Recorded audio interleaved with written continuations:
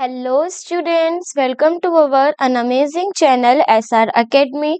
तो आज हम करेंगे केमिकल रिएक्शन एंड इक्वेशंस के मोस्ट इम्पॉर्टेंट क्वेश्चंस। जैसे हमने पीवाईक्यूज को कंप्लीट करेंगे, उसी तरीके से हम यहाँ पे इम्पोर्टेंट क्वेश्चंस को भी करेंगे।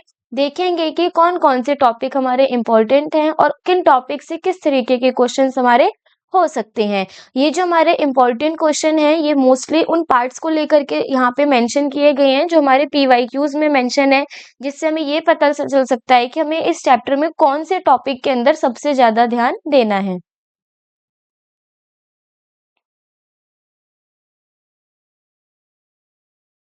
तो आज के लेक्चर का जो हमारा फर्स्ट क्वेश्चन है, उसमें बोला गया है a single displacement reaction is represented below. तो हमारे पास यहाँ पे एक डिस्प्लेसमेंट रिएक्शन दी गई है कि पी क्यू आर के साथ रिएक्ट करके क्या बना रहा है, P R plus Q. Which of the following is true about the reactants and the products. हमें ये बताना है कि रिएक्टेंट और प्रोडक्ट के लिए कौन सी जो स्टेटमेंट है वो हमारी सही है। तो देखो, यहाँ पे हमारे पास चार ऑप्शन है, ए बी सी और डी, जिसमें ए में दे रखा है nature of R in product and stability of P R and as compare to P Q.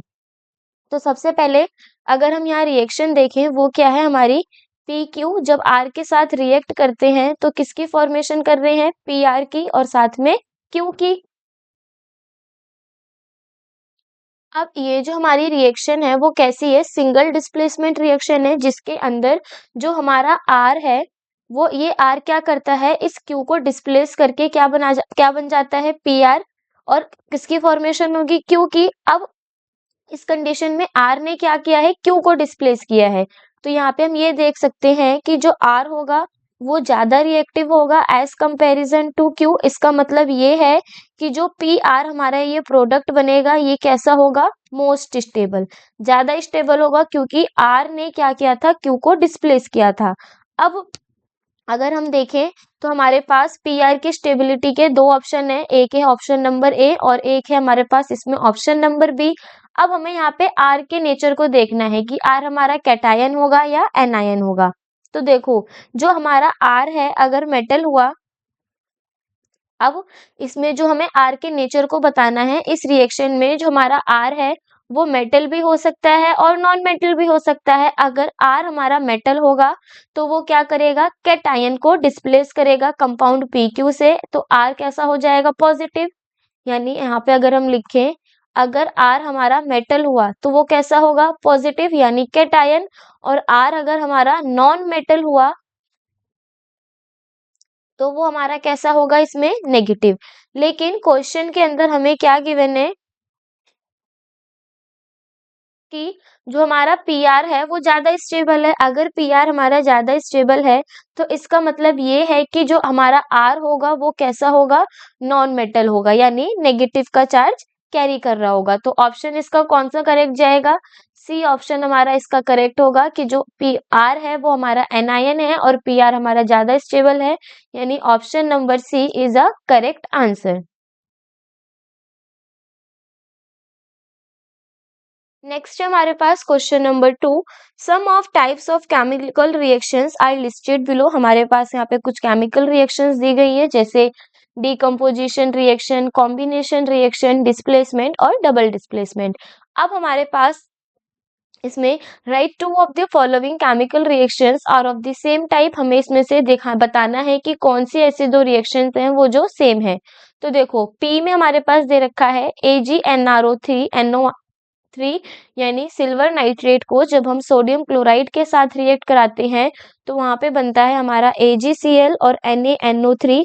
अब अगर हम यहाँ पे देखें तो जो हमारा रिएक्शन है वो कैसी है, डबल डिस्प्लेसमेंट की।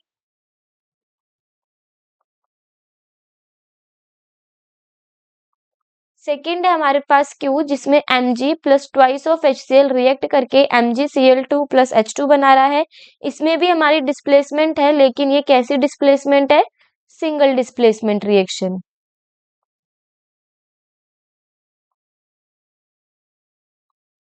आर वाली रिएक्शन में है CH4 plus O2 gives CO2 plus H2O। तो ये रिएक्शन हमारी कैसी है, एक रिडॉक्स रिएक्शन है, क्योंकि यहाँ पे हमारा लॉस और gain of oxygen and hydrogen हो रहा है। एस है हमारा KOH यानी पोटेशियम हाइड्रोक्साइड को जब हम H2SO4 के साथ रिएक्ट कराते हैं तो हमारा बनता है K2SO4 और H2O। तो ये भी किस तरीके की रिएक्शन है हमारी, इसमें डबल डिस्प्लेसमेंट। अब हमारे पास दो रिएक्शंस कौन सी हैं जो सेम है, एक है एक है P और एक है हमारी S। तो ऑप्शन नंबर डी क्या होगा इसका करेक्ट आंसर, जिसमें हमारी P और S दोनों रिएक्शंस कैसी हैं, सेम।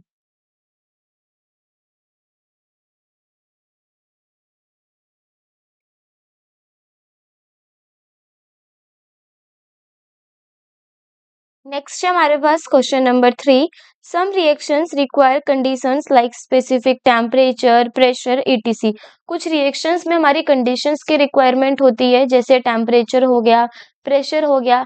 लेकिन while writing chemical equations for such reaction where are these condition usually mention. जब हम किसी केमिकल रिएक्शन को लिखते हैं तो हमें वहाँ पे ये कंडीशंस कहाँ लिखनी होती है। तो देखो, अगर हम किसी भी तरीके की कोई रिएक्शन लिखते हैं तो हम हमेशा एरो के ऊपर क्या लिखते हैं, इन कंडीशंस को। अब हमारे पास यहाँ पे कितने ऑप्शंस हैं, चार, जिसमें फर्स्ट ऑप्शन में बोला गया है अबव द एरो, एरो के ऊपर। बी है हमारा अलोंग द प्रोडक्ट्स, प्रोडक्ट्स के साथ। सी है बिलो द प्लस साइंस, जब हम रिएक्टेंट या प्रोडक्ट के बीच में प्लस का साइन लगाते हैं उनके नीचे। या फिर D before the reactants, reactant से पहले। तो जब भी हम कोई केमिकल रिएक्शन लिखते हैं जैसे x plus Y gives X Y, तो उसमें जो हमारा ये एरो होता है उसके ऊपर हम अपने टेम्परेचर को रिप्रेजेंट करते हैं, प्रेशर को रिप्रेजेंट करते हैं। यानी ऑप्शन नंबर ए क्या होगा इसका करेक्ट आंसर।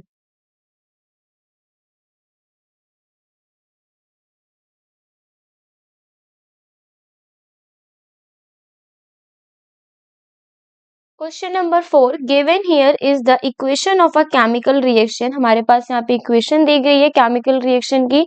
वो क्या है, मैग्नीशियम जब ऑक्सीजन के साथ रिएक्ट करता है यानी Mg प्लस O2 के साथ जब रिएक्ट करेगा, किसकी फॉर्मेशन करता है, मैग्नीशियम ऑक्साइड की। अब हमें क्या बोला गया है, विच of the following can be said about the equation. Equation के अकॉर्डिंग हमारे पास यहाँ पे क्या चीज सही बोली गई है। तो first, only the products are written on the left side of the equation. क्या सिर्फ हम प्रोडक्ट को ही लेफ्ट साइड पे लिखते हैं, नहीं, प्रोडक्ट हमेशा कहाँ लिखा जाता है, राइट साइड पे। यानी ऑप्शन नंबर ए क्या हो गया हमारा गलत। बी में बोला गया है only the reactants are written on the left side of the equation.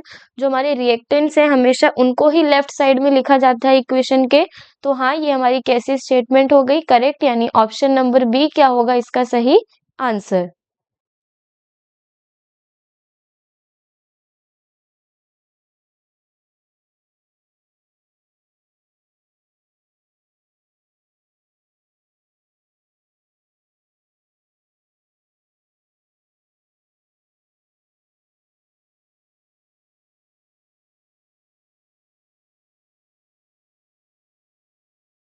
Question number 5 which of the following reactions is a neutralization reaction.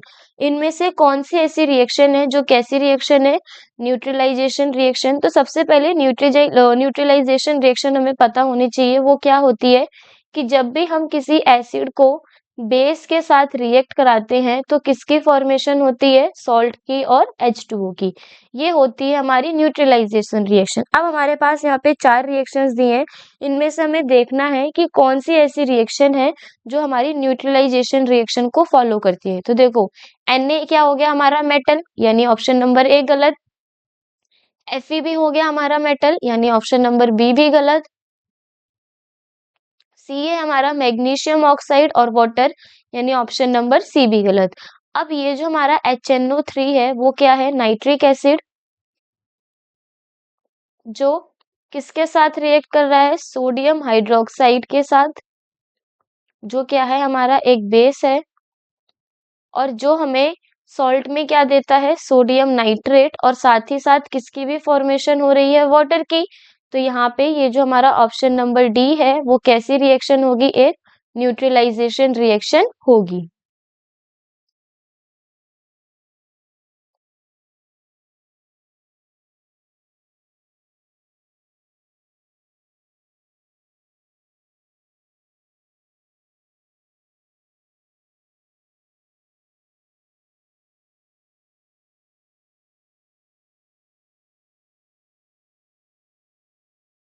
Question number 6, which of the following is true about a combination reaction. Combination reaction के बारे में बताना है कि इन चारों option में से कौन सी रिएक्शन का जो ऑप्शन है वो ठीक है। तो देखो, सबसे पहले अगर हम कॉम्बिनेशन रिएक्शन के बारे में बात करें तो कॉम्बिनेशन रिएक्शन में क्या होता है कि हमारे पास दो या दो से ज्यादा रिएक्टेंट कंबाइन होके पर्टिकुलर एक सिंगल प्रोडक्ट के फॉर्मेशन करते हैं। और साथ ही साथ हमेशा हमें यहाँ पे एक चीज का और ध्यान देना है कि जो हमारा नंबर ऑफ प्रोडक्ट होता है वो हमेशा बड़ा होता है एज कंपैरिजन टू रिएक्टेंट में। तो अगर हम यहाँ पे ऑप्शंस देखें तो ऑप्शन नंबर ए में दे रखा है the number of reactant is always greater than the number of product. तो हमारे जो रिएक्टेंट्स के नंबर हैं वो हमेशा बड़े होंगे किससे, प्रोडक्ट के नंबर से। बी है हमारे पास the number of product is always greater than the number of reactant.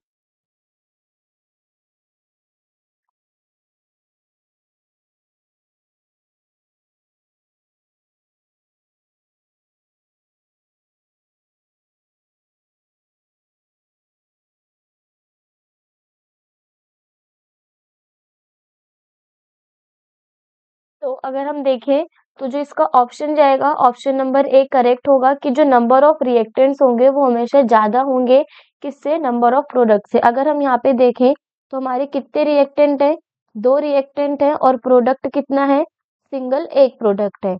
तो जब भी हमारा कॉम्बिनेशन रिएक्शन होगा उसमें रिएक्टेंट तो ज्यादा होंगे लेकिन प्रोडक्ट सिंगल प्रेजेंट होगा, क्योंकि कॉम्बिनेशन रिएक्शंस के अंदर हमारी जो रिएक्टेंट है वो कंबाइन होके एक सिंगल प्रोडक्ट की फॉर्मेशन को करते हैं।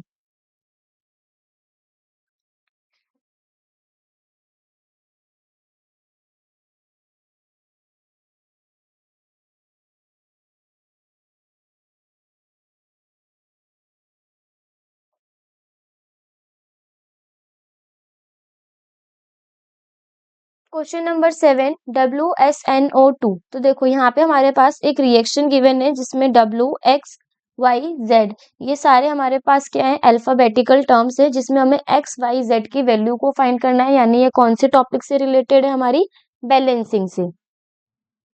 तो सबसे पहले हम यहाँ रिएक्शन लिखते हैं। रिएक्शन है हमारी SNO2 gives,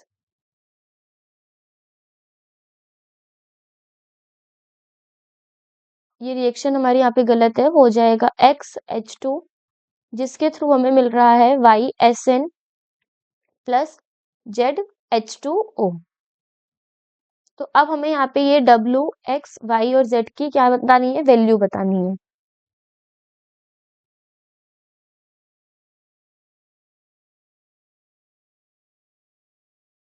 hit and trial method का यूज करेंगे। LHS और RHS,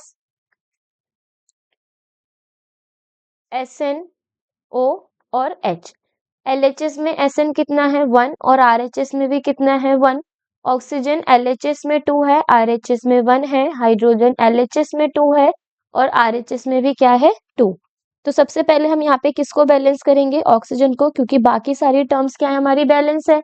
तो जैसे ही हम RHS में ऑक्सीजन को 2 से मल्टीप्लाई करते हैं तो उस 2 से मल्टीप्लाई करने पर ऑक्सीजन तो हमारा LHS और RHS में सेम हो जाएगा, लेकिन जो हमारा हाइड्रोजन है वो 2 की जगह कितना हो जाएगा 4। तो हमें यहाँ पे जो H2 है उसके साथ भी क्या मल्टीप्लाई करना पड़ेगा ताकि ये क्या हो जाए 4 हो जाए।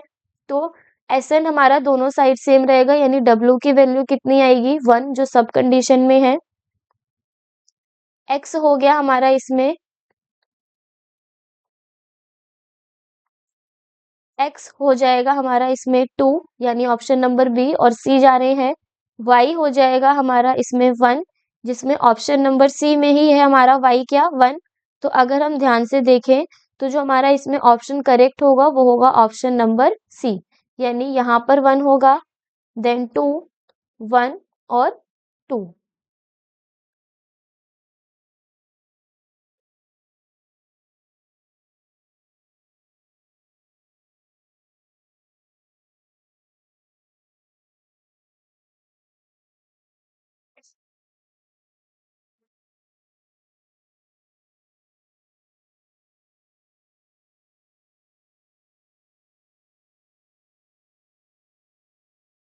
Question number 8. Write the balanced chemical equations for the following reactions and identify the type of reaction in each case. तो देखो हमें यहाँ पे सबकी पहले रिएक्शंस लिखनी है, फिर ये आइडेंटिफाई करना है कि कौन सी रिएक्शन है हमारी या टाइप ऑफ रिएक्शन के बारे में। तो फर्स्ट दे रखा है nitrogen gas is treated with hydrogen gas in the presence of a catalyst at 773 kelvin to form ammonia gas. तो यहाँ पे हमने क्या किया है, नाइट्रोजन गैस को हीट किया है, किसके साथ, हाइड्रोजन गैस के साथ। तो रिएक्शन हमारी क्या होगी कि N2 गैस को हमने H2 गैस के साथ हीट किया, जिससे हमारी किसकी फॉर्मेशन हुई, NH3 की। अब अगर हम यहाँ पे ध्यान से देखें तो बैलेंस करने पे हो जाएगा 3N2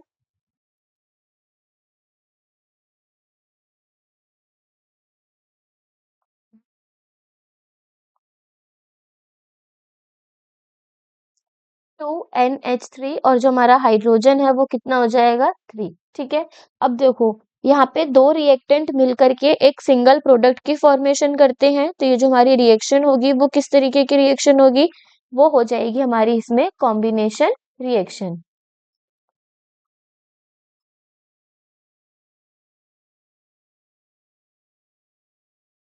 बी पार्ट में हमसे बोला गया है sodium hydroxide solution is treated with acetic acid.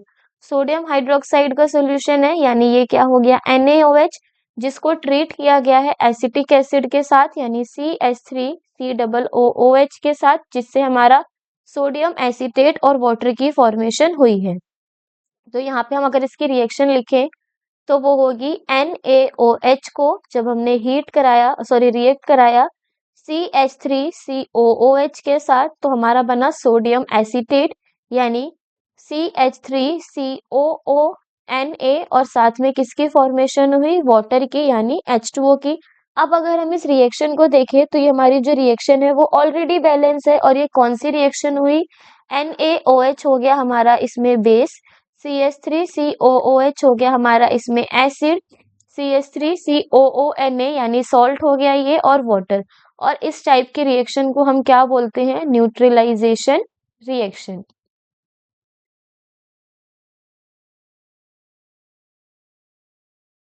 सी है हमारे पास ethanol is warmed with ethanoic acid to form ethyl acetate in the presence of concentrated H2SO4। तो इथेनॉल है यानी C2H5OH को जब हमने रिएक्ट कराया इथेनोइक एसिड यानी एसिटिक एसिड के साथ CH3COOH के साथ, किसकी प्रेजेंस में, H2SO4 की प्रेजेंस में, तो वहां पे हमारी किसकी फॉर्मेशन हुई, इथाइल एसीटेट की, यानी CH3COO की, और साथ में किसकी फॉर्मेशन हुई, वाटर की। तो अब अगर हम इस रिएक्शन को देखें तो हमारी जो ये रिएक्शन है वो भी ऑलरेडी बैलेंस्ड है, दोनों साइड में जो हमारे नंबर ऑफ एटम्स है हर एक एलिमेंट के वो क्या है, सेम है। तो ये रिएक्शन कौन सी हुई, ये हो गई हमारी इसमें एस्टेरिफिकेशन रिएक्शन, जो हम चैप्टर नंबर 4 में ऑलरेडी पढ़ चुके हैं।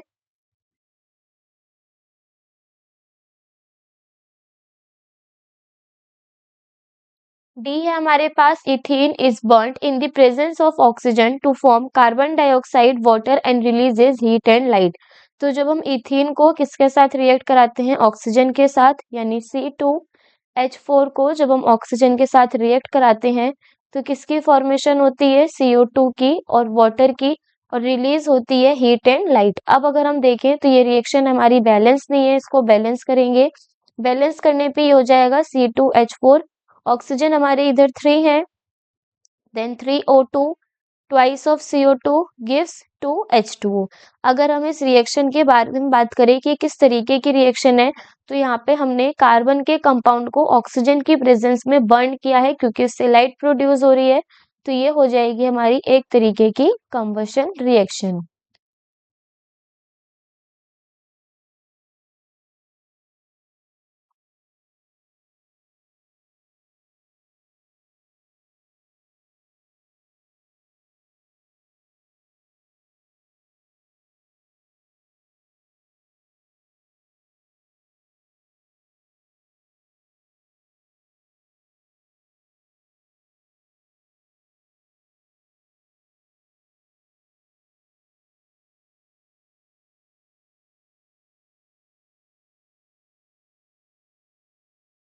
Question number 9, a solution of potassium chloride when mixed with silver nitrate solution. जब हम पोटेशियम क्लोराइड के सॉल्यूशन को मिक्स करते हैं सिल्वर नाइट्रेट के सॉल्यूशन के साथ, an insoluble white substances form. एक इनसॉल्युबल व्हाइट कलर का सब्सटेंस फॉर्म होता है, हमें उसके लिए केमिकल रिएक्शन लिखनी है और साथ ही में ये भी बताना है कि वो किस तरीके की हमारी केमिकल रिएक्शन है। तो हमने किसका सॉल्यूशन लिया है, पोटेशियम क्लोराइड यानी KCl का, जिसको रिएक्ट कराया है किसके साथ, सिल्वर नाइट्रेट के सॉल्यूशन के साथ यानी AgNO3 के साथ। तो जब हम AgNO3 को रिएक्ट कराएंगे KCl के साथ तो इस कंडीशन में होगा क्या, देखो जो हमारा K और Cl है वो टूट जाएगा K प्लस Cl नेगेटिव में, इसी तरीके से ये हो जाएगा Ag2 प्लस और NO3 2 नेगेटिव में। अब होगा क्या, यहाँ पे हमारा जो K प्लस है वो NO3 के साथ रिएक्ट करेगा और क्या बनाएगा, KNO3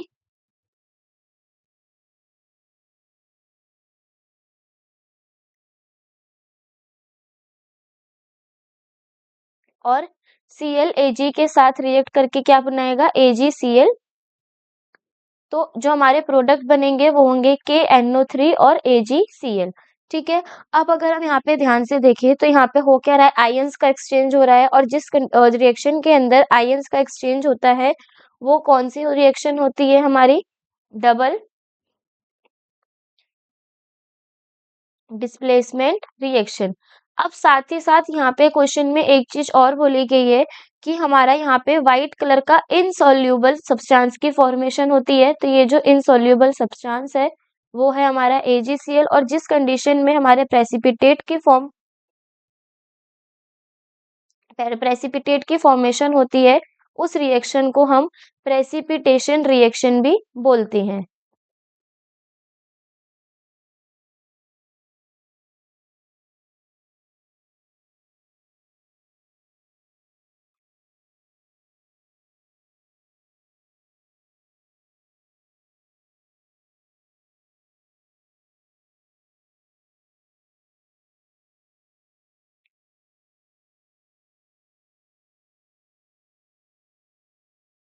Question number 10. Ferrous sulfate decomposes with the evolution of a gas having a characteristic order of burning sulfur.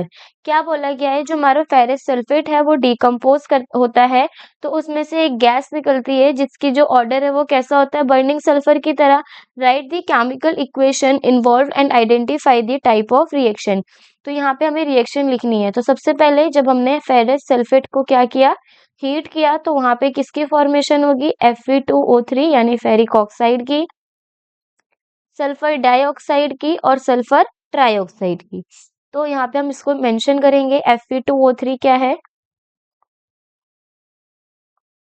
वो है हमारा ferric oxide. This one is sulphur dioxide. SO3 है सल्फर ट्राइऑक्साइड। ठीक है। अब यहाँ पे हुआ क्या है, जैसे ही हम FeSO4 को हीट करते हैं तो वो डिकम्पोज हो रहा है यानी टूट रहा है। जब एक सिंगल रिएक्टेंट दो या दो से ज्यादा प्रोडक्ट की फॉर्मेशन करते हैं तो वो किस टाइप की रिएक्शन होती है, वो होगी हमारी उस कंडीशन में decomposition reaction.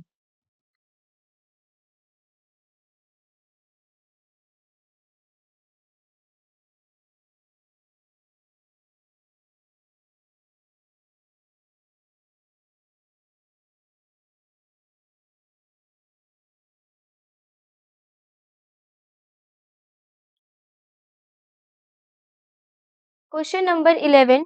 During the reactions of some metals with dilute hydrochloric acid, following observations are made. तो देखो क्या बोला गया है, जब हम कुछ मेटल्स को रिएक्ट कराते हैं डाइल्यूट HCl के साथ तो हमें क्या क्या देखने को मिलेगा। सबसे पहले A, silver metal does not show any change. जो हमारा सिल्वर मेटल है वो कोई चेंज नहीं शो करता है। क्यों, क्योंकि जो हमारा सिल्वर है वो क्या होता है, लेस रिएक्टिव होता है एज कंपैरिजन टू हाइड्रोजन। इस वजह से वो जब हम हाइड्रोक्लोरिक एसिड के साथ उसको रिएक्ट कराते हैं तो वो हाइड्रोजन को डिस्प्लेस नहीं कर पाता। इस वजह से वहां पे कोई भी रिएक्शन या कोई भी चेंज देखने को नहीं मिलते हैं। तो यहाँ पे हम रीजन लिखेंगे, silver is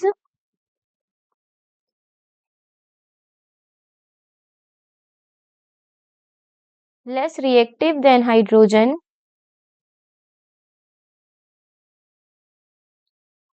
so it cannot displace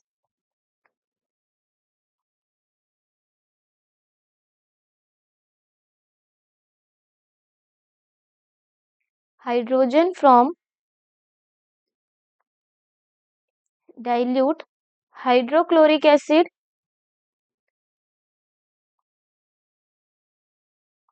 Therefore,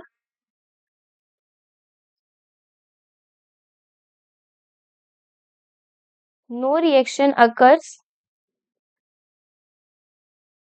and no change is observed.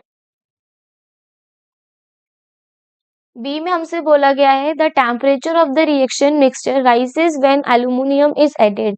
जब हम एल्यूमिनियम को HCl के साथ रिएक्ट कराते हैं तो जो हमारा टेम्परेचर है वो बढ़ने लगता है। क्यों?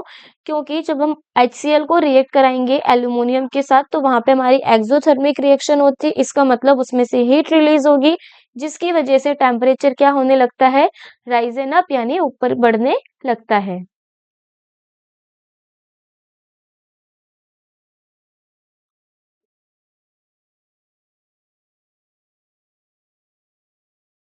The reaction of aluminium with dilute HCl is an exothermic reaction.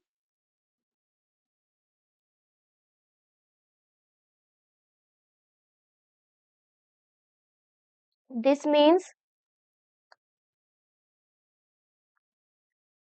it released heat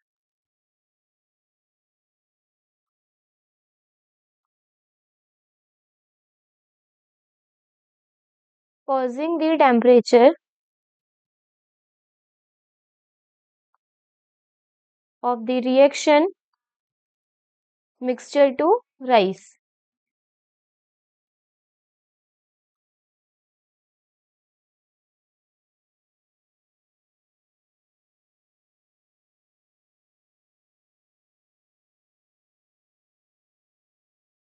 सी में हमसे बोला गया है the reaction of sodium metal is found to be highly explosive.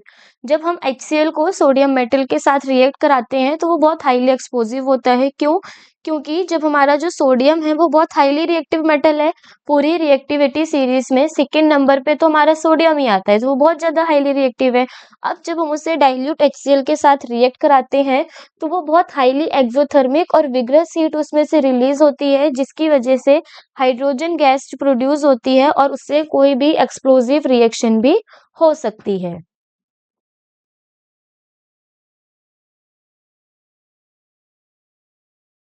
तो यहाँ पे हम सी का रीजन लिखेंगे कि sodium is a highly reactive metal.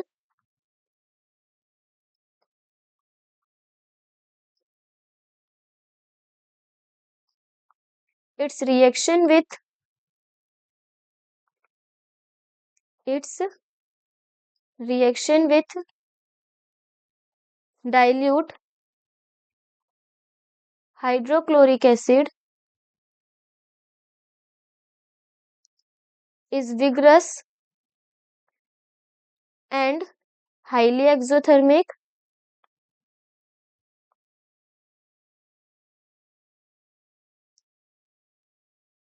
which can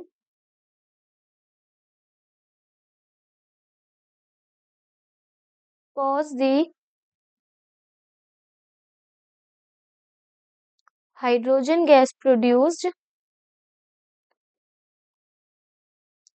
to ignite, leading to an explosive reaction. Next है हमारे पास डी पार्ट इसका। Some bubbles of a gas are seen when PB यानी lead is reacted with the acid. हमें यहाँ पे कुछ bubbles की फॉर्मेशन देखने को मिलेगी गैस की जब हम पीबी यानी लेड को रिएक्ट कराएंगे एसिड के साथ। तो देखो जो लेड है वो हाइड्रोजन से ज़्यादा रिएक्टिव है, इस वजह से वो हाइड्रोजन को डिस्प्लेस कर देता है HCl में से, और जो बबल की फॉर्मेशन हमें वहाँ देखने को मिल रही है, वो किस गैस की वजह से मिल रही है? H2 गैस की वजह से। तो यहाँ पे हम ये देखेंगे कि जो रिएक्शन है वो स्लो भी होगी, क्योंकि वहाँ पे लेड क्लोराइड की इनसॉल्युबल लेयर देखने को मिलेगी, जो हमें फर्दर रिएक्शन होने से उसमें बचाएगी। तो यहाँ पे हम रीजन लिखेंगे कि lead is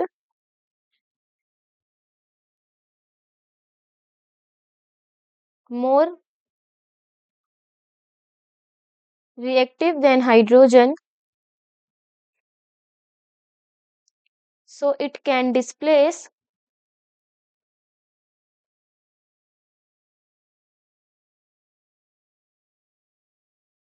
hydrogen from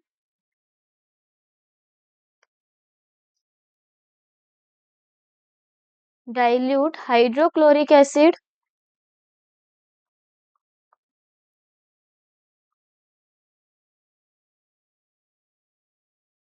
the bubbles of gas seen are hydrogen gas, यानी कौन सी गैस है? H2, and the reaction is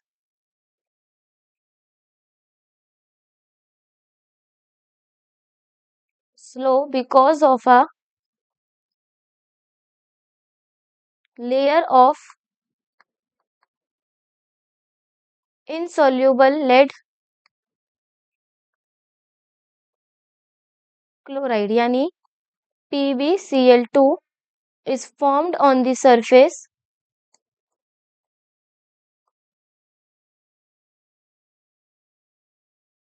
of the lead, which prevents further reaction, जो फर्दर रिएक्शन होने से रोकता है। तो ये हो गए हमारे क्वेश्चन नंबर 11 के चारों पार्ट यहाँ पे कंप्लीट, कि किस किस तरीके से हमारी रिएक्शन में चेंजेस देखने को मिलेंगे जब हम डिफरेंट टाइप के मेटल्स को HCl के साथ में रिएक्ट करवाएंगे।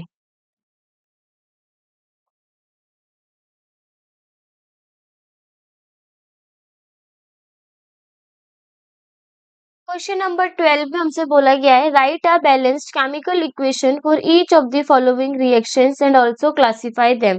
तो यहाँ पे हमें सबकी पहले रिएक्शंस लिखनी है, उसके बाद उनको क्या करना है? क्लासिफाई करना है कि कौन सी रिएक्शन है हमारी, कि वो कॉम्बिनेशन है, डीकम्पोजिशन है, इन सब रिएक्शंस के अंदर हमें देखना है।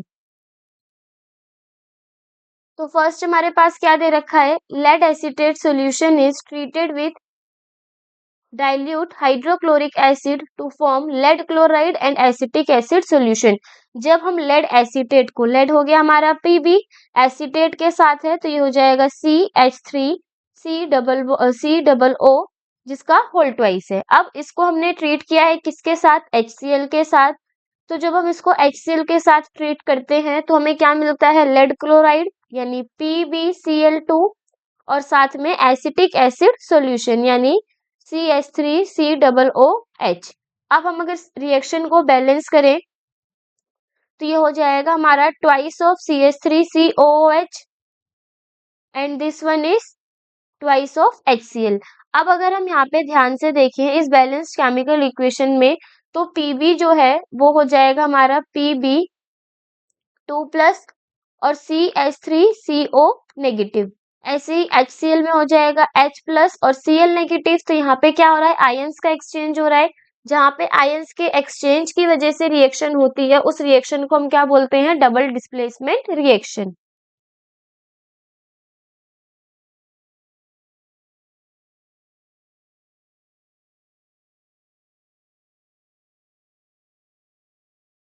तो यहाँ पे हम लिखेंगे ये कौन सी रिएक्शन हो गई? Double displacement reaction.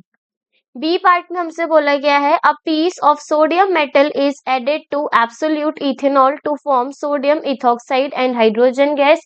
जब हम सोडियम मेटल को रिएक्ट कराते हैं इथेनॉल के साथ तो हमें क्या मिलता है? सोडियम इथॉक्साइड और हाइड्रोजन गैस।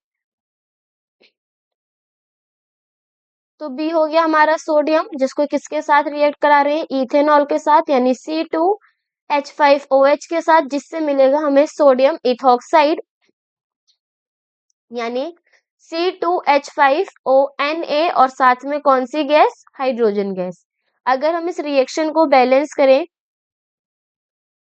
तो यहाँ पे हम देखेंगे कि हाइड्रोजन हमारा LHS में सिंगल है, RHS में ट्वाइस, तो इसको हम पूरा ट्वाइस कर देंगे। देन ये भी हमारा क्या हो जाएगा, ट्वाइस हो जाएगा, और Na भी क्या होगा हमारा, ट्वाइस। अब इस रिएक्शन के अंदर अगर हम देखें तो ये जो Na है, इसने क्या करा है, यहाँ से हाइड्रोजन को डिस्प्लेस किया और खुद आके लग गया है।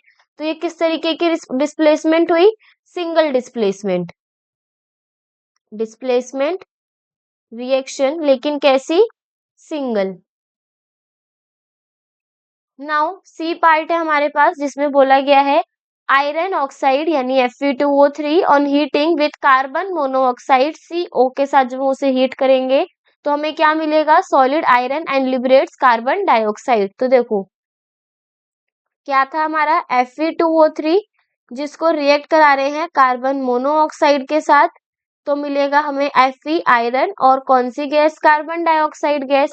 रिएक्शन को बैलेंस करेंगे तो ये हो जाएगा हमारा thrice of CO and thrice of CO2, जिससे मिलेगा 2Fe के साथ। तो ये देखेंगे हमारे पास यहाँ पे ऑक्सीजन का रिमूवल हो रहा है और कहीं पे हमारा ऑक्सीजन का एडिशन हो रहा है, तो इस टाइप की रिएक्शन को हम क्या बोलते हैं, रिडॉक्स रिएक्शन। नेक्स्ट है हमारे पास डी रिएक्शन, जिसमें बोला गया है hydrogen sulphide gases reacts with oxygen gas to form solid sulphur and liquid water.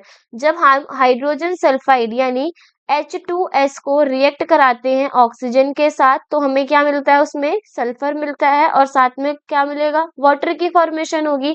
अगर अब हम इस रिएक्शन को बैलेंस करें तो ये हो जाएगा हमारा ट्वाइस ऑफ H2O यहाँ पे, जिससे हाइड्रोजन RHS में 4 हो गए।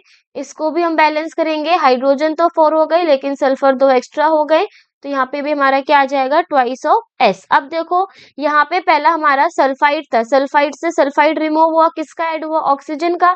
तो जब ऑक्सीजन का ऐड होता है तो इस तरीके की रिएक्शन को हम क्या बोलते हैं, redox reaction.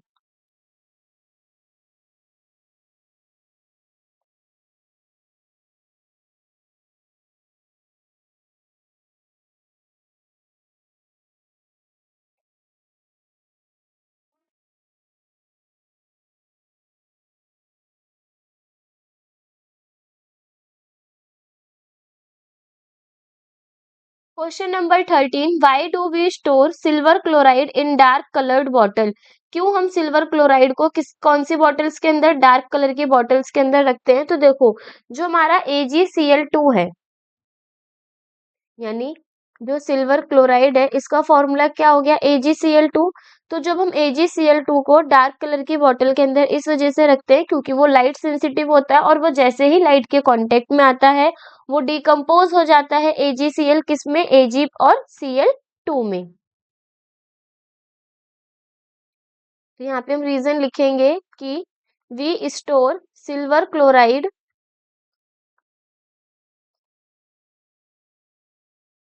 in dark colored bottles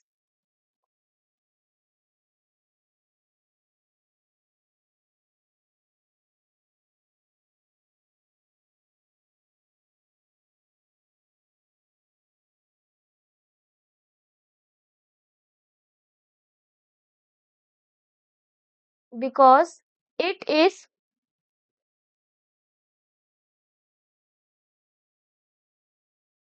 sensitive to light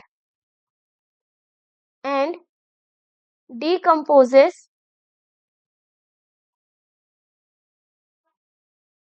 when exposed to it। ठीक है, क्या बोला गया है कि जब हम जो सिल्वर क्लोराइड उसको हम डार्क कलर की बॉटल में इस वजह से रखते हैं क्योंकि वो जैसे ही लाइट के कांटेक्ट में आता है वो डिकम्पोज हो जाएगा। यानी अगर हम इसमें रिएक्शन की बात करें तो जैसे ही AgCl किसकी कांटेक्ट में आता है, सनलाइट की कांटेक्ट में, ये ब्रोक डाउन हो जाता है Ag और Cl2 में। अगर रिएक्शन को बैलेंस करेंगे तो ट्वाइस ऑफ AgCl सनलाइट की प्रेजेंस में एक्सपोज होता है, एक्सपोज होते ही वो ट्वाइस ऑफ Ag और Cl2 की फॉर्मेशन कर लेता है। और जो हमारा यहाँ पे सिल्वर मेटल होता है वो किस कलर का होता है, ग्रेइश व्हाइट कलर का।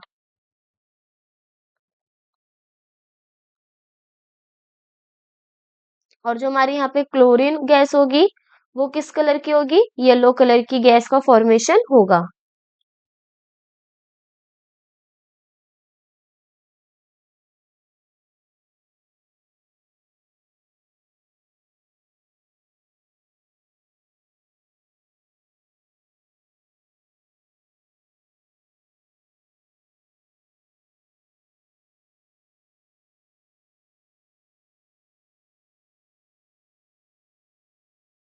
नेक्स्ट हमारे पास question number 14, identify the type of reactions in the following equations.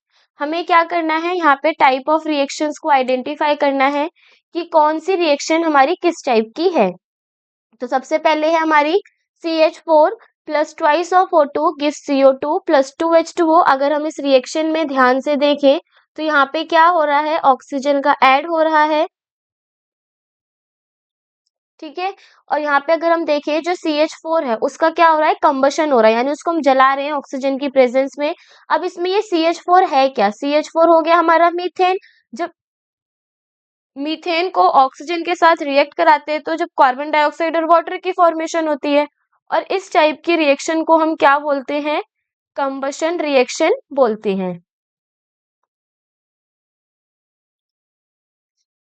Second है हमारे पास PbNO32 यानी लेड नाइट्रेट को जब हम पोटेशियम आयोडाइड के साथ रिएक्ट कराते हैं तो यहाँ पे हमारा बनता है लेड आयोडाइड और पोटेशियम नाइट्रेट, ये है KNO3। तो जब यहाँ पे अगर हम देखें तो PbNO32 है, क्या है, PbNO32। इसको जब हम ब्रेक करेंगे तो ये हो जाएगा Pb2 प्लस और NO3 नेगेटिव।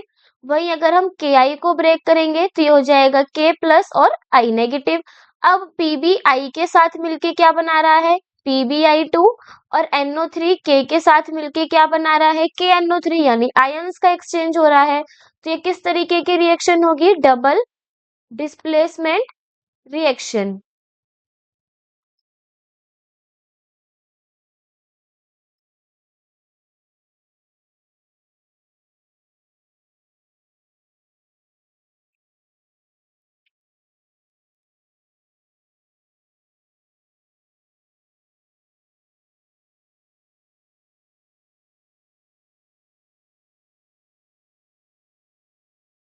नाउ थर्ड है हमारे पास CaO प्लस H2O। जो हमारा CaO है वो क्या है, कैल्शियम ऑक्साइड, और जब हम कैल्शियम ऑक्साइड को वाटर के साथ रिएक्ट कराते हैं तो किसकी फॉर्मेशन होती है, कैल्शियम हाइड्रोक्साइड की। अब देखो जो यहाँ पे हमारा कैल्शियम ऑक्साइड है वो किसके साथ रिएक्ट कर रहा है, हमारा H2O के साथ। यहाँ पे हमारे पास दो रिएक्टेंट है जो आपस में रिएक्ट करके एक सिंगल प्रोडक्ट की फॉर्मेशन करते हैं, और इस टाइप की रिएक्शन को हम क्या बोलते हैं, कॉम्बिनेशन रिएक्शन, यानी जिसमें एक या एक से ज्यादा रिएक्टेंट आपस में रिएक्ट करके एक सिंगल प्रोडक्ट की फॉर्मेशन को करते हैं। दूसरा है हमारा CuSO4 प्लस Zn, रिएक्ट करके ZnSO4 प्लस Cu की फॉर्मेशन करते हैं, यानी अगर हम यहाँ पे ध्यान से देखें तो ये हो जाएगा Cu 2 प्लस और SO4 2 नेगेटिव। अब जो हमारा ये Cu2 प्लस है वो क्या करता है, यानी सॉरी जो हमारा CuSO4 है उसमें Zn रिएक्ट करता है इसके साथ और Cu को डिस्प्लेस करता है, और साथ में SO4 के लग के ZnSO4 प्लस कॉपर की फॉर्मेशन करता है। तो यहाँ पे अगर हम बात करें तो ये एक तरीके की डिस्प्लेसमेंट रिएक्शन हो गई, लेकिन यहाँ पे एक ही एलिमेंट जो है वो डिस्प्लेस हो रहा है, इस वजह से ये कैसे की रिएक्शन होगी, सिंगल डिस्प्लेसमेंट रिएक्शन।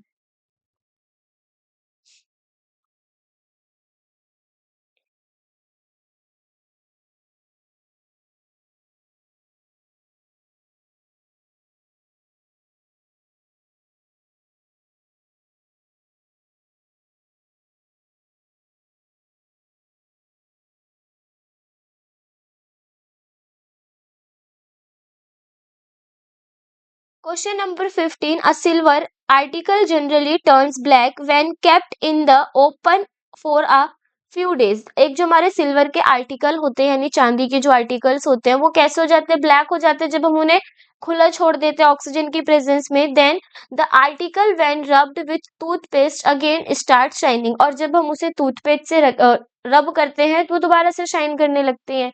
तो इसका फर्स्ट पार्ट में बोला गया है why do silver articles turn black when kept in the open for a few days, name the phenomena involved.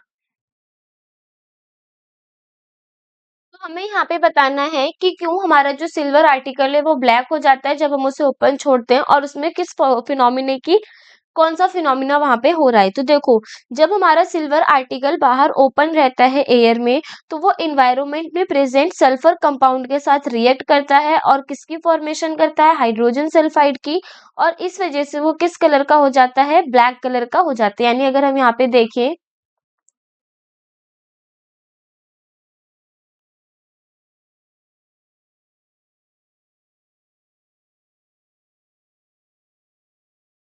तो यहाँ पे हम रीजन लिखेंगे कि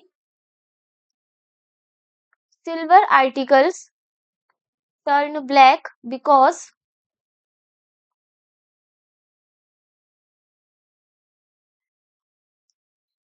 silver reacts with, सिल्वर किसके साथ रिएक्ट कर जाता है, सल्फर कंपाउंड।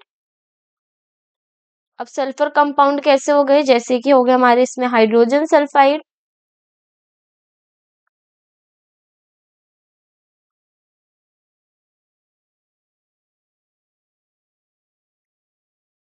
यानी H2S present in the air, in the air to form a layer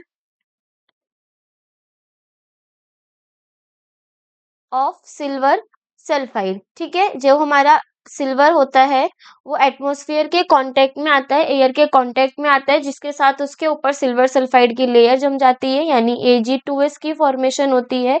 इस वजह से जो हमारा सिल्वर आर्टिकल है वो ब्लैक हो जाता है। और अगर यहाँ पे बात करें फिनोमिना की, तो वो फिनोमिना कौन सा है, the phenomenon is known as corrosion. वो कैसा फिनोमिना है हमारा, कोरोजन का फिनोमिना है। बी पार्ट में हमसे पूछा गया है name the black substance form and give its chemical formula, जो हमारा ब्लैक सब्सटेंस है उसका नाम बताना है। तो अगर हम बात करें ब्लैक सब्सटेंस की, वो होगा हमारा हाइड्रोजन सल्फाइड यानी Ag2S।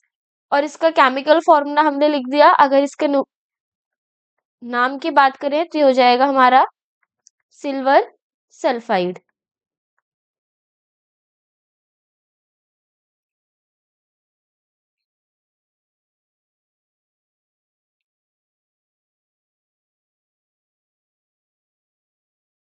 नेक्स्ट है question number 16 on heating blue coloured powder of copper nitrate in a boiling tube. जब हम ब्लू कलर के कॉपर नाइट्रेट को बॉईल करते हैं, सॉरी हीट करते हैं बॉइलिंग ट्यूब के अंदर, तो copper oxide, oxygen gas and a brown gas axis form. तो हमें क्या क्या फॉर्मेशन देखने को मिलेगी कि जब हम कॉपर नाइट्रेट को बॉइलिंग ट्यूब के अंदर हीट करते हैं तो उससे कॉपर ऑक्साइड की, ऑक्सीजन गैस की और नाइट्रोजन, एक हमारे ब्राउन कलर की गैस की फॉर्मेशन होती है एक्स।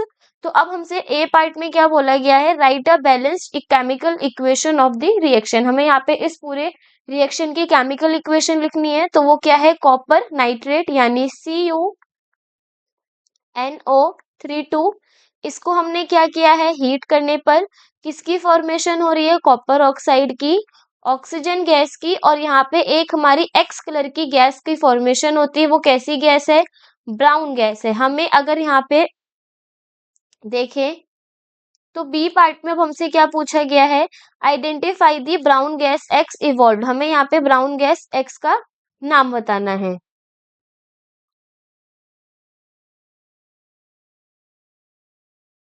तो जब हम कॉपर नाइट्रेट को हीट करते हैं तो वहां पे हमारा कॉपर ऑक्साइड की फॉर्मेशन होती है, ऑक्सीजन गैस की फॉर्मेशन होती है, और जो ये हमारी एक्स गैस है वो कौन सी है, वो है नाइट्रोजन डाइऑक्साइड। यानी हमसे बी पार्ट में जो पूछा गया है कि जो ब्राउन कलर की गैस हमारी इसमें इवॉल्व हो रही है उसका नाम बताओ, तो वो क्या होगा, वो होगी हमारी इसमें नाइट्रोजन डाइऑक्साइड। ठीक है। सी पार्ट में क्या बोला गया है, identify the type of reaction, हमें टाइप ऑफ रिएक्शन आइडेंटिफाई करनी है। तो यहाँ पे अगर हम ध्यान से देखें, एक सिंगल रिएक्टेंट हीट की वजह से डिफरेंट टाइप यानी 2 to 3 प्रोडक्ट्स में टूट रहा है, तो इस टाइप की रिएक्शन को हम क्या बोलते हैं, डीकम्पोजिशन रिएक्शन। और ये हीट की वजह से हो रही है, तो ये हो जाएगी हमारी thermal decomposition reaction. D part में पूछा गया है what could be the pH range of a aqueous solution of the gas x. हमें पीएच बताना है कि जो हमारी एक्वस सॉल्यूशन है गैस नाइट्रोजन डाइऑक्साइड की, वो कितनी होगी। तो अगर हम यहाँ पे देखें, तो सबसे पहले हमें यहाँ पे रिएक्शन बैलेंस करेंगे, तो ये हो जाएगा CuNO3 2, यानी अगर बैलेंस्ड केमिकल इक्वेशन होगी twice of copper nitrate react करने पर बनाएगा twice of copper oxide O2 and 4 times of NO2। और अगर हम इसके पीएच की बात करें डी पार्ट में, तो जो हमारी एक्वस सॉल्यूशन होगा गैस एक्स का यानी नाइट्रोजन डाइऑक्साइड का, उसका पीएच होगा हमारा <<7।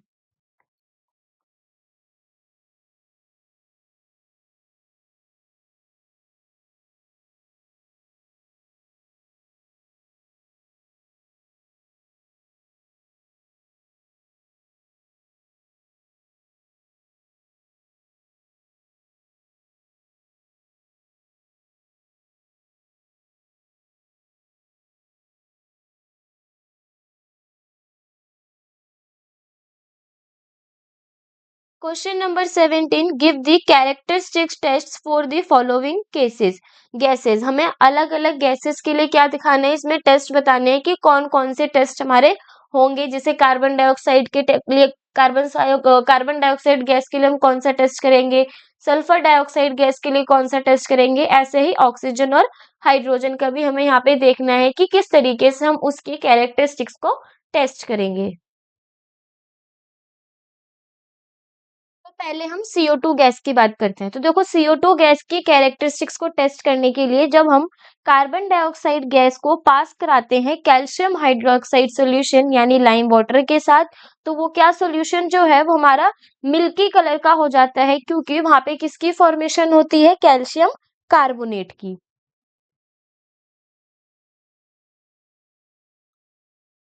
तो फर्स्ट हम यहाँ पे लिखेंगे CO2 के बारे में कि जब यानी when carbon dioxide gas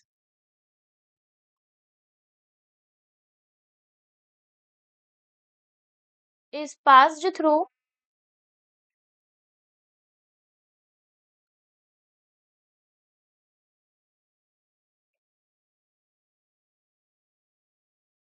lime water यानी calcium hydroxide solution,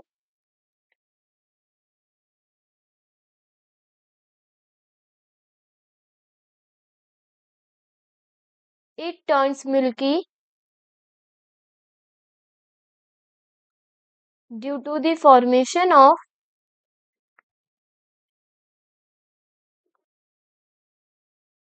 insoluble calcium carbonate. यानी जब हम कार्बन डाइऑक्साइड गैस को पास कराते हैं CaOH2 सॉल्यूशन के साथ, तो वो किस कलर का हो जाएगा, मिल्की कलर का। क्यों, क्योंकि वहां पे किसकी फॉर्मेशन होगी, कैल्शियम कार्बोनेट की फॉर्मेशन होगी।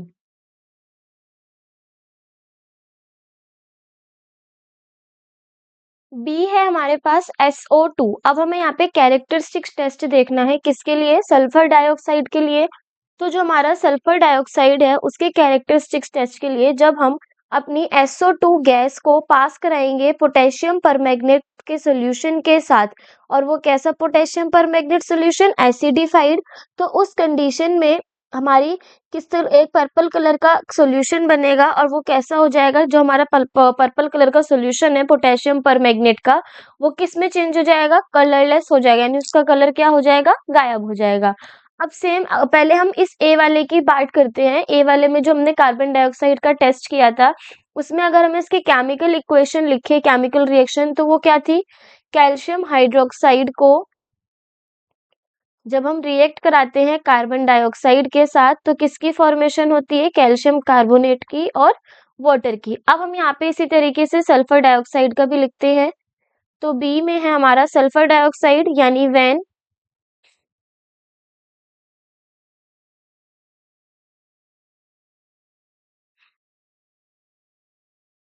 sulfur dioxide gas is passed through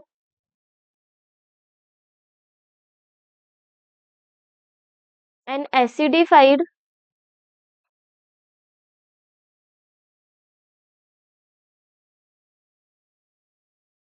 potassium permanganate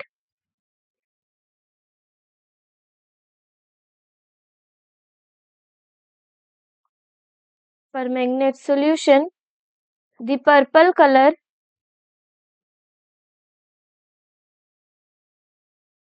of the solution turns colorless. वो कैसा हो जाएगा हमारा? कलरलेस हो जाएगा। अब अगर इसके हम केमिकल इक्वेशन की बात करें तो वो हो जाएगा KMnO4 को जब हम रिएक्ट कराएंगे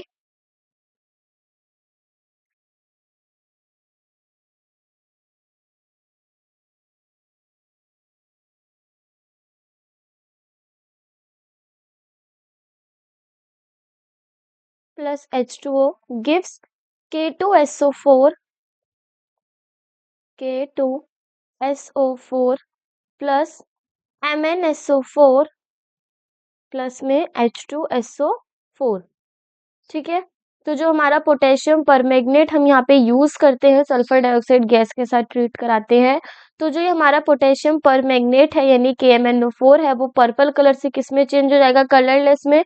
और अगर हम इस रिएक्शन को बैलेंस करेंगे तो हो जाएगा twice of KMnO4 plus 5SO2 plus twice of H2O gives K2SO4 plus twice of MnSO4 and twice of H2SO4। सी है हमारे पास इसमें ऑक्सीजन गैस। तो ऑक्सीजन गैस के लिए क्या है कि जब भी हम एक ग्लोइंग स्प्लिंट यानी जलती हुई स्प्लिंट को लेकर के आएंगे टेस्ट ट्यूब के पास, तो जो अगर उसके अंदर ऑक्सीजन गैस लिबरेट हो रही होगी, उस टेस्ट ट्यूब में ऑक्सीजन गैस प्रेजेंट होगी, तो जो हमारा स्प्लिंट है उसकी जो ब्राइटनेस है वो और ज्यादा तेज हो जाएगी।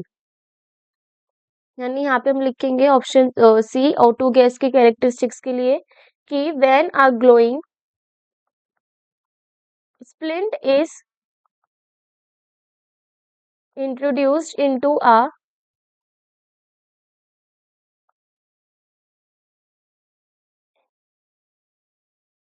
a test tube containing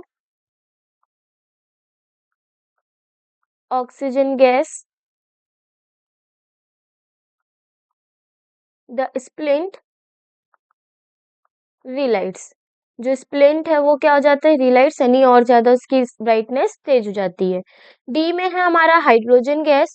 तो हाइड्रोजन गैस का भी सेम ऐसे ही है, जब हम टेस्ट ट्यूब के नियर बाय पे यानी टेस्ट ट्यूब के नेक पर क्या लेकर आते हैं? बर्निंग स्प्लिंट को लेकर आते हैं, तो जो हमारी गैस H2 लिबरेट होती है वो कौन सी साउंड रिलीज करती है? Pop sound.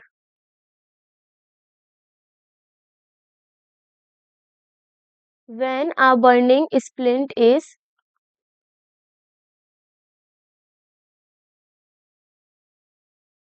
brought near a test tube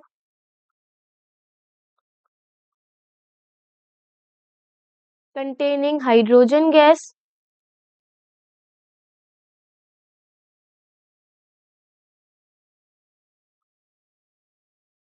the gas burns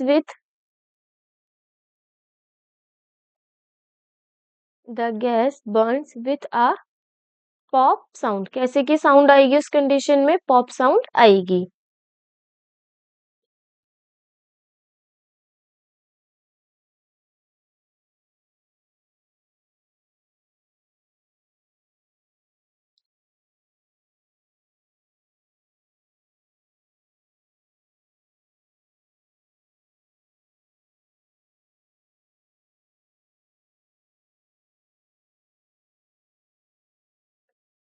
question number 18 में बोला गया है what happens when a piece of zinc metal is added to a copper sulphate solution. तो देखो यहाँ पे हमारे पास 3 डिफरेंट केसेस दे रखे हैं और हमें इन तीनों डिफरेंट केसेस की बैलेंस्ड केमिकल इक्वेशन लिखने की क्या रिएक्शन हमें देखने को मिलेगी। तो फर्स्ट में क्या बोला गया है, फर्स्ट में ये कहा गया है क्या होगा जब हम एक जिंक के मेटल को क्या करेंगे, कॉपर सल्फेट सॉल्यूशन के साथ ऐड करेंगे। तो जब जिंक के मेटल को कॉपर सल्फेट सॉल्यूशन के साथ रिएक्ट कराते हैं यानी ZnO, जब हम CuSO4 के साथ रिएक्ट कराएंगे तो ये किसमें चेंज हो जाएगा, ZnSO4 में, और क्या बनेगा, Cu। यानी ये किस तरीके की रिएक्शन हुई है, डिस्प्लेसमेंट रिएक्शन हुई। अब जो हमारा सॉल्यूशन का कलर था इसमें कॉपर सल्फेट का, वो किस कलर का होता है, ब्लू कलर का। अब ये जो ब्लू कलर है हमारा इस रिएक्शन के अंदर वो फेड हो जाएगा और रेडिश ब्राउन कलर की डिपोजिशन की फॉर्मेशन होगी, यानी ब्लू, जो ब्लू कलर है,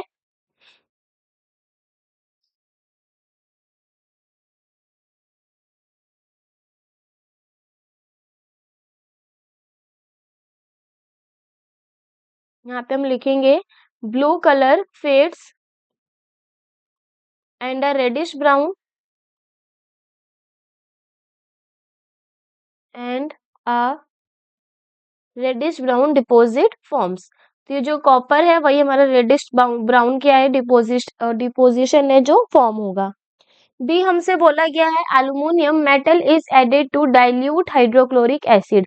जब हम एल्यूमिनियम को रिएक्ट ऐड करेंगे किसके अंदर, डाइल्यूट हाइड्रोक्लोरिक एसिड के अंदर, तो देखो जब हम Al को HCl के साथ रिएक्ट कराते हैं तो बनता है AlCl3 और कौन सी गैस निकलेगी, हाइड्रोजन गैस निकलेगी। अब रिएक्शन को बैलेंस करेंगे तो ये हो जाएगा हमारा 3HCl 6HCl and this twice of AlCl3 2Al और ये हो जाएगा 3H2।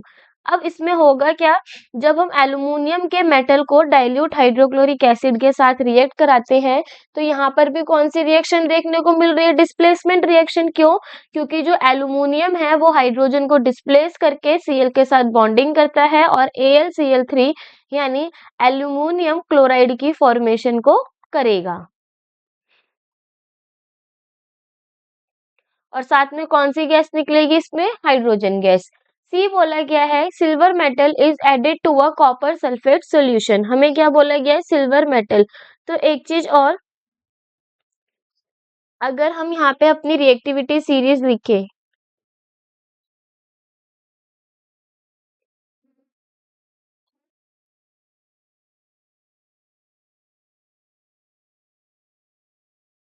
अब ध्यान से देखें तो कॉपर हमारा ऊपर आ रहा है और जो हमारा सिल्वर है वो कॉपर से क्या है, नीचे। तो जब हम सिल्वर को कॉपर सल्फेट के सॉल्यूशन में मिलाते हैं तो जो सिल्वर मेटल है वो कॉपर सल्फेट के सॉल्यूशन में कॉपर को डिस्प्लेस नहीं कर पाता। रीजन ये है कि जो हमारा सिल्वर है वो क्या है, वो लेस रिएक्टिव है किससे, कॉपर से।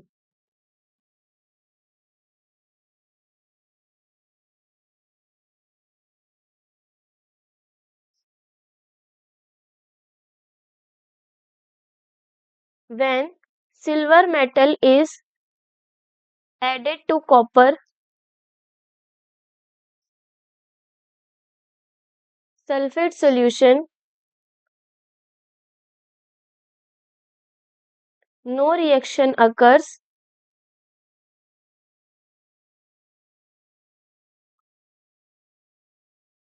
because silver is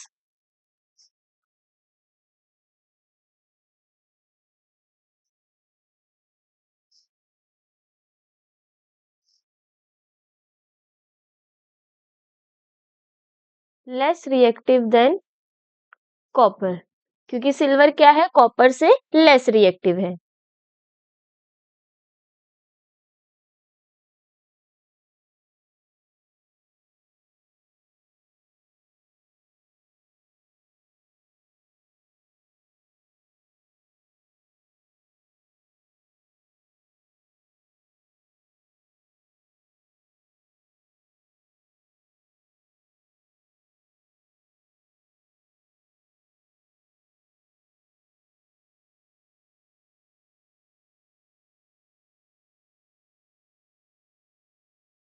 question number 19, on adding a drop of solution of barium chloride to an aqueous solution of sodium sulfate white precipitate is formed। देखो क्या बोला गया है, जब हम बेरियम क्लोराइड के सॉल्यूशन को ऐड करते हैं सोडियम सल्फाइड के सॉल्यूशन के साथ, ठीक है, तो वहां पे एक वाइट प्रेसिपिटेट की फॉर्म होती है। अब हमसे इसमें ए पार्ट में पूछा गया है, write a balanced chemical equation for the reaction involve. पहले हमें यहाँ पे बैलेंस्ड केमिकल इक्वेशन लिखनी है।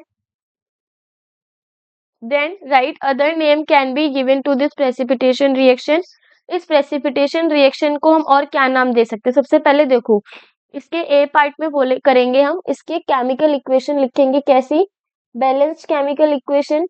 तो यहाँ पे हमारे पास क्या है, बेरियम क्लोराइड, यानी ये हो गया BaCl2, जिसको किसके साथ मिलाया गया है, सोडियम सल्फाइड के सॉल्यूशन यानी Na2SO3 के साथ।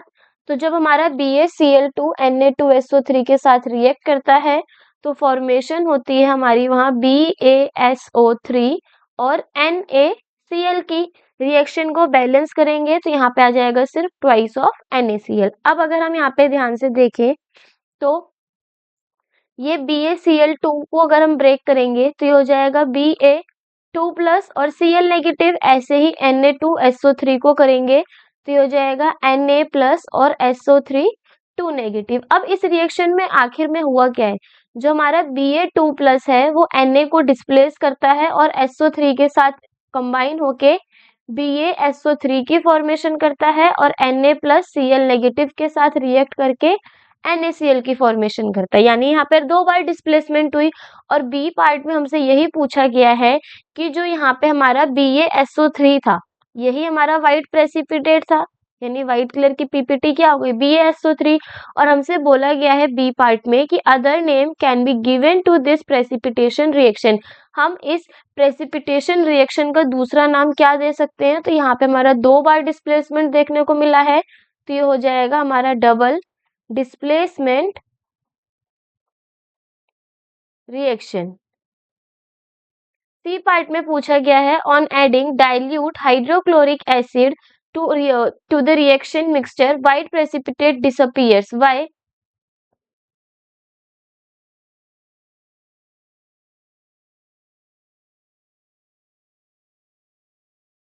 तो जब हम डाइल्यूट हाइड्रोक्लोरिक एसिड को किसके साथ रिएक्ट कराएंगे, BaSO3, यानी जो ये व्हाइट कलर का पीपीटी बन रहा है हमारा, इसी में जब हम डाइल्यूट हाइड्रोक्लोरिक एसिड को रिएक्ट कराएंगे तो जो हमारा व्हाइट कलर का प्रेसिपिटेट है वो डिसअपियर हो जाता है। क्यों? तो देखो, अगर हम इसके रिएक्शन लिखें तो वो क्या होगा, BaSO3 plus HCl gives BaCl2 और साथ में H2O plus SO2। Reaction balance करेंगे तो होगा क्या कि जब हम on adding dilute hydrochloric acid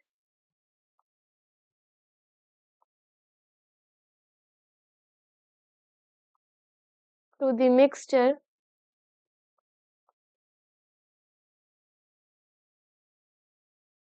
makes barium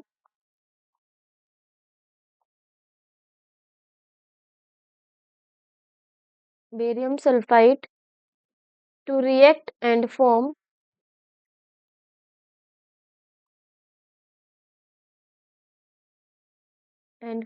barium chloride, which is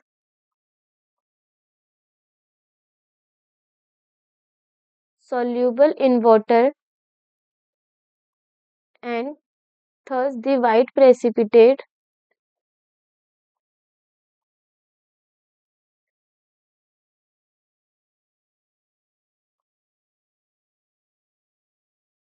disappears।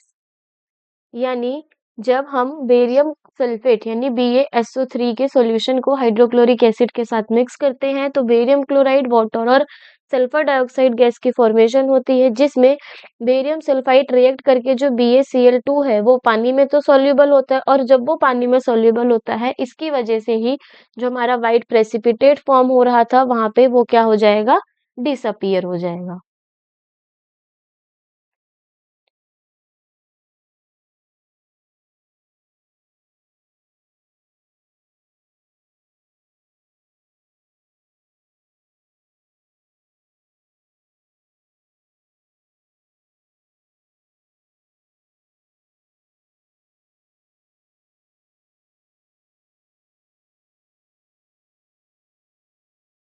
Question number 20. A magnesium ribbon is burnt in oxygen to give a white compound X accompanied by emission of light. जब हम एक magnesium ribbon को burn करते हैं oxygen की presence में तो एक व्हाइट कंपाउंड की फॉर्मेशन होती है व्हाइट लाइट के एमिशन के साथ.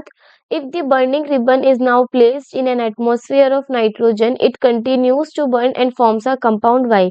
जब हम उस बर्निंग रिबन को नाइट्रोजन के एटमॉस्फेयर में प्लेस करते हैं तब भी वो बर्न होता है और एक कंपाउंड वाई की फॉर्मेशन करता है. तो हमें यहाँ पे केमिकल फॉर्मूला बताना है एक्स और वाई का, उसके बाद उसके केमिकल इक्वेशन लिखनी है और ये बताना है कि जब हम एक्स को वाटर के साथ डिसॉल्व करेंगे तो क्या होगा. तो सबसे पहले देखो फर्स्ट हमारे पास यहाँ पे हम लिखेंगे कि जब हम मैग्नीशियम रिबन को ऑक्सीजन के साथ बर्न कराते हैं तो कंपाउंड एक्स बनता है. यानी जब हम मैग्नीशियम को ऑक्सीजन के साथ रिएक्ट कराएंगे तो किसकी फॉर्मेशन होगी, MgO की. और ये MgO क्या है, यही है हमारा इसमें एक्स कंपाउंड. रिएक्शन को बैलेंस करेंगे twice of Mg plus O2 gives 2 MgO. अब हमने क्या करा है, ये जो हमारा मैग्नीशियम का रिबन था, ठीक है, क्या बोला गया था, बर्निंग रिबन को अगर हम किस एटमॉस्फेयर में रख देंगे, नाइट्रोजन के. यानी जब हम Mg को N2 के साथ रिएक्ट कराएंगे तो यहाँ पे हमारे मैग्नीशियम नाइट्राइड यानी Mg3N2 की फॉर्मेशन होगी और यही क्या है हमारा इसमें वाई कंपाउंड. तो ए में केमिकल फॉर्मूला हो गया किसका, एक्स कंपाउंड का भी और वाई कंपाउंड का भी. Mg3N2 क्या है, वो है हमारा इसमें मैग्नीशियम नाइट्राइड. बी में बोला गया है right a balanced chemical equations. Chemical equation लिखनी है जब हम एक्स को डिसॉल्व करेंगे वाटर में, यानी जब हम MgO को वाटर के साथ डिसॉल्व करेंगे तो क्या होगा. तो जब MgO यानी मैग्नीशियम ऑक्साइड को रिएक्ट कराएंगे वाटर से तो वहां पे हमारे किसकी फॉर्मेशन होगी, MgOH2 यानी मैग्नीशियम हाइड्रोक्साइड की फॉर्मेशन देखने को मिलेगी.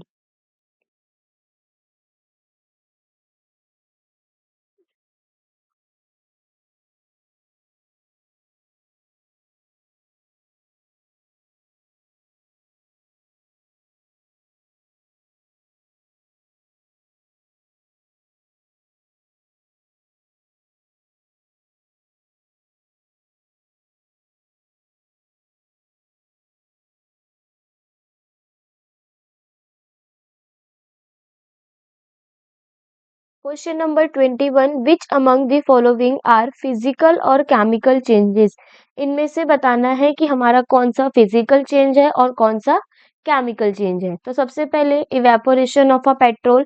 तो पेट्रोल को जब हम इवेपोरेट करेंगे तो ये किस तरीके का चेंज हुआ, फिजिकल चेंज, क्योंकि पेट्रोल चेंज हो जाएगा लिक्विड से गैस में और वो हमारा इवेपोरेट होकर के उड़ जाएगा. तो ये कैसे का चेंज हो गया हमारा इसमें, फिजिकल चेंज. बी है burning of liquefied petroleum gas.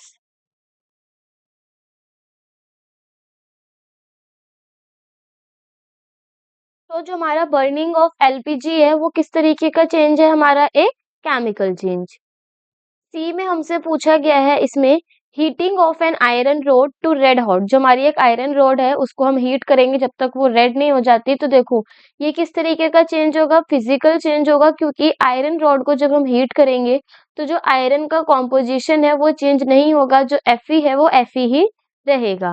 Curdling of meat ये एक हमारा केमिकल चेंज है, क्योंकि जो हमारा मिल्क है जब वो दही बनता है तो दही की प्रॉपर्टी हमारी अलग होती है और जो हम मिल्क रखते हैं उसमें वो अलग टेस्ट का होता है. ई है हमारा sublimation of solid aluminium. Solid aluminium भी हमारा एक कैसा चेंज है, फिजिकल चेंज है, क्योंकि जो हमारा सॉलिड एल्यूमिनियम क्लोराइड है वो डायरेक्टली गैस में चेंज हो जाता है बिना किसी केमिकल सब्सटेंस की फॉर्मेशन के.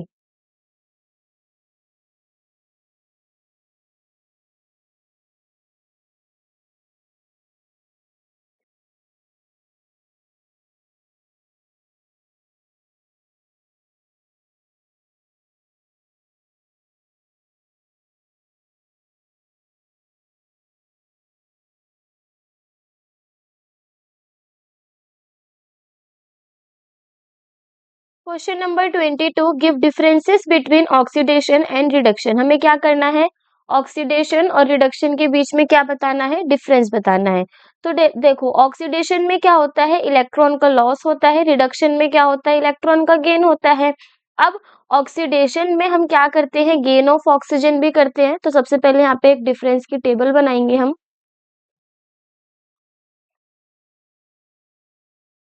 Oxidation and reduction.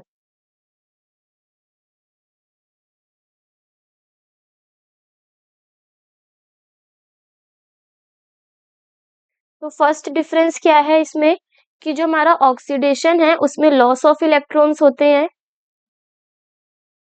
Involves loss of electrons. Reduction में क्या होता है, gain of electrons, involves gain of electrons. ठीक है। ऑक्सीडेशन का दूसरा अगर हम डिफरेंस देखें ऑक्सीडेशन रिडक्शन में, तो ऑक्सीडेशन के केस में गेन ऑफ ऑक्सीजन होता है और लॉस होता है हाइड्रोजन का।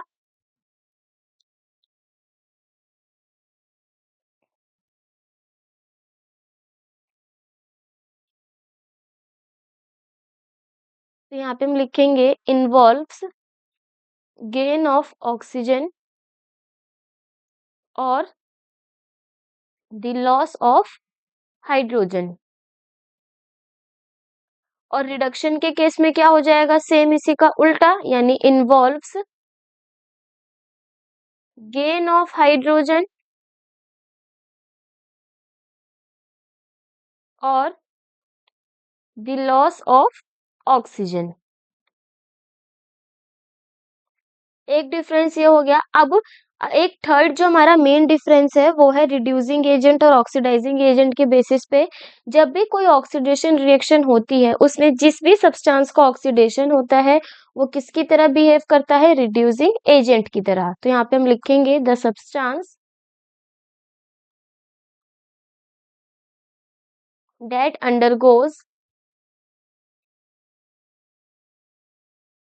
that undergoes oxidation is called the reducing agent। उसे हम क्या बोलते हैं, रिड्यूसिंग एजेंट बोलते हैं। अब वहीं अगर हम बात करें रिडक्शन की, रिडक्शन के केस में क्या होता है, जो सब्सटेंस जिसका रिडक्शन होता है वो क्या क्या लाता है, oxidising agent.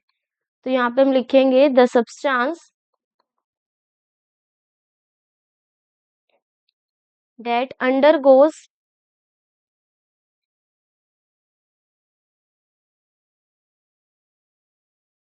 reduction is called the oxidizing agent।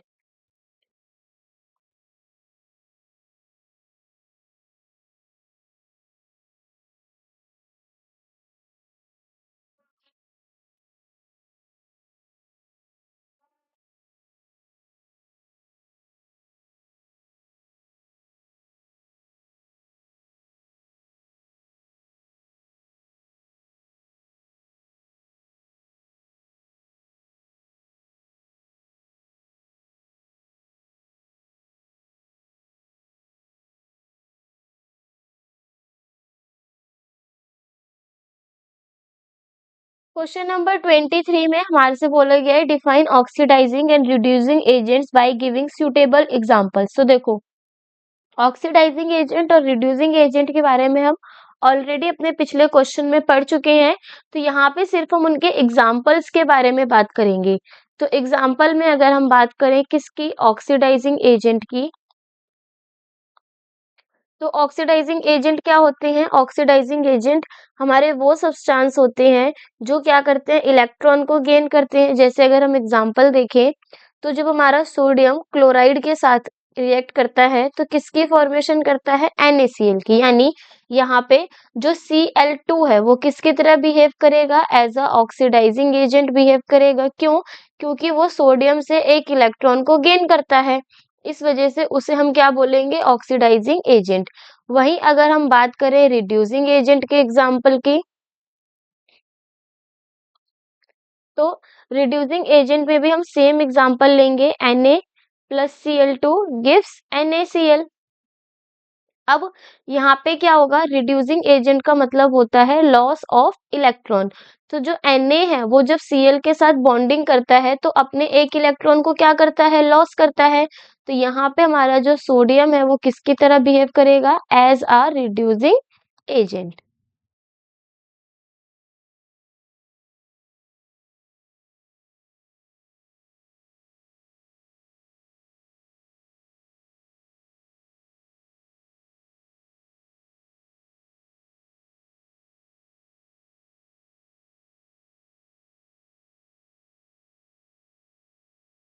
Next है question number 24, what is meant by rancidity, how it can be prevented. Rancidity से आप क्या समझते हैं और उसको किस तरीके से प्रिवेंट किया जाता है।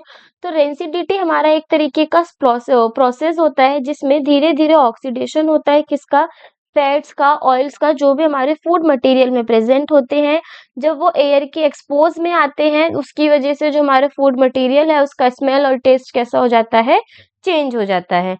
अब उसमें पूछा गया उसको किस तरीके से रोका जा सकता है। तो सबसे पहले हम रेंसिडिटी की डेफिनेशन यहाँ लिखते हैं कि rancidity is the process of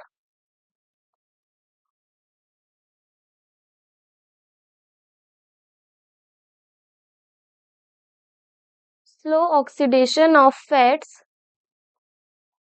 and oils in in food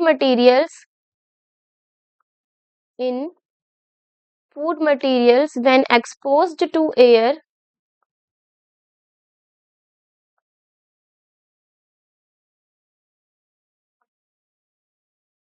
which results in an unpleasant smell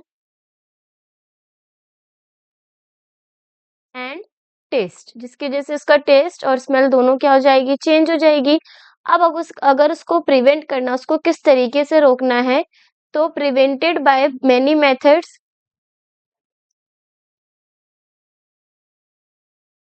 prevented by the following methods. काफी मेथड्स हैं जिनके थ्रू हम रेंसिडिटी को क्या कर सकते हैं, रोक सकते हैं। तो पहला क्या है, पहला है इसमें हमारा एडिंग एंटीऑक्सीडेंट्स। हम क्या करेंगे, उसके अंदर एंटीऑक्सीडेंट्स डालेंगे जिससे वो ऑक्सीडेशन उन प्रोडक्ट्स का नहीं होगा, यानी उस फूड मटेरियल का नहीं होगा। और एंटीऑक्सीडेंट डालते ही जो हमारा ऑक्सीडेशन का प्रोसेस है वो स्लो डाउन हो जाएगा, बहुत धीरे हो जाएगा, साथ ही साथ रुक जाएगा। और हमारा जो पैक्ड मटेरियल है, यानी जो पैक्ड फूड मटेरियल है जैसे चिप्स वगैरह हो गए, उनके जो फैट्स ऑयल है उनमें एक्सपोज ना होने की वजह से उनका टेस्ट और स्मेल क्या रहेगा, सेम रहेगा। सेकंड है हमारा इसमें मेथड में कि हम उसको एक एयर टाइट कंटेनर के अंदर स्टोर करके रखें, storing food in air tight containers. Third है हमारा इसमें रेफ्रिजरेट कर सकते हैं, रेफ्रिजरेशन। और लास्ट है हमारे पास रिप्लेस कर सकते हैं उसकी एयर को किसी इनर्ट गैस के थ्रू, जैसे जो हमारे स्नैक्स के चिप्स वगैरह होते हैं उनके अंदर इनर्ट गैस नाइट्रोजन को हटा करके हम उसमें ऑक्सीजन को भी फिल कर सकते हैं।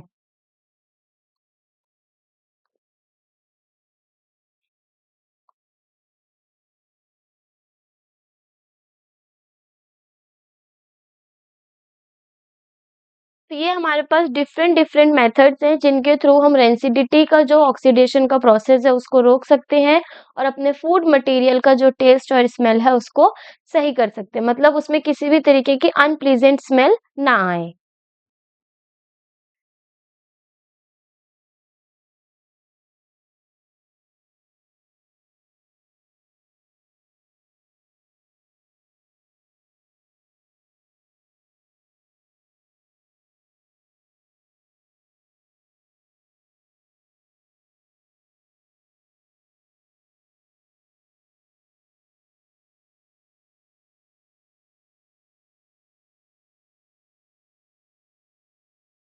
नेक्स्ट है और लास्ट क्वेश्चन आज के हमारे लेक्चर का, differentiate between exothermic and endothermic reaction by giving one example of each. हमें एंडोथर्मिक रिएक्शन और एक्सोथर्मिक रिएक्शन के बीच में डिफरेंस बताना है। तो देखो, एक्सोथर्मिक रिएक्शन कौन सी होती है, वो केमिकल रिएक्शन जिसमें से एनर्जी रिलीज हो हीट की फॉर्म में, लाइट की फॉर्म में या फिर साउंड की फॉर्म में, जिसकी वजह से जो हमारा सराउंडिंग का टेम्परेचर है वो इंक्रीज हो जाए, उसको हम क्या बोलते हैं, endothermic reaction, sorry exothermic reaction बोलते हैं। तो यहाँ पे सबसे पहले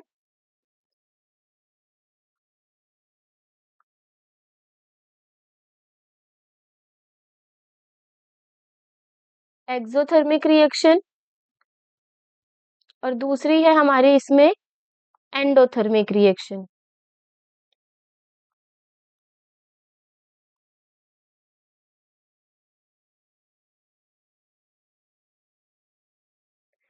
अब एक्सोथर्मिक रिएक्शन की अगर हम डेफिनेशन लिखें तो वो होगी, these are chemical reactions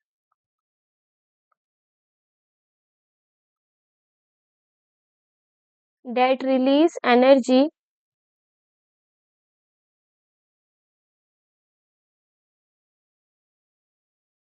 usually in the form of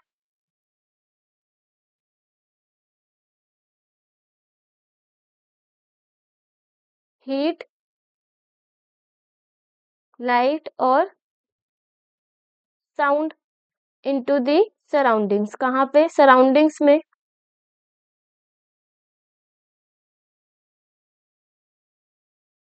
और इसकी वजह से टेम्परेचर क्या होगा, सराउंडिंग का इंक्रीज होगा। This causes the temperature of the surroundings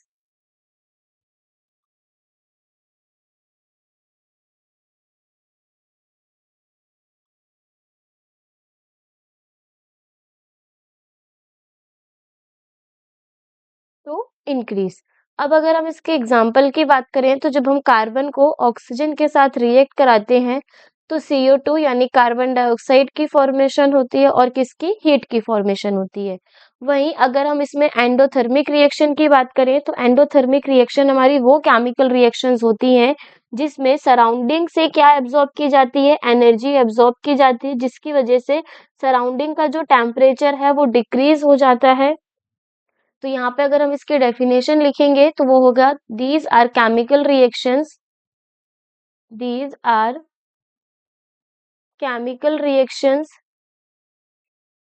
that absorb energy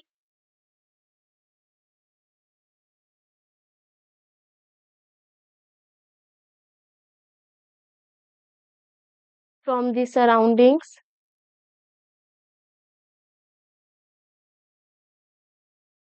This causes the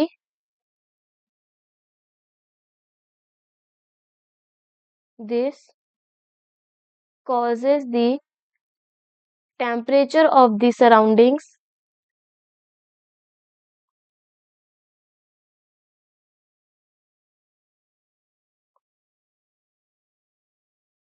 to decrease. तो क्या हो जाएगा, टेम्परेचर उसका डिक्रीज हो जाएगा। फॉर एग्जाम्पल, जब हम CaCO3 को हीट करते हैं तो हीट करने से किसकी फॉर्मेशन होती है, कैल्शियम ऑक्साइड की और साथ ही साथ कार्बन डाइऑक्साइड गैस की।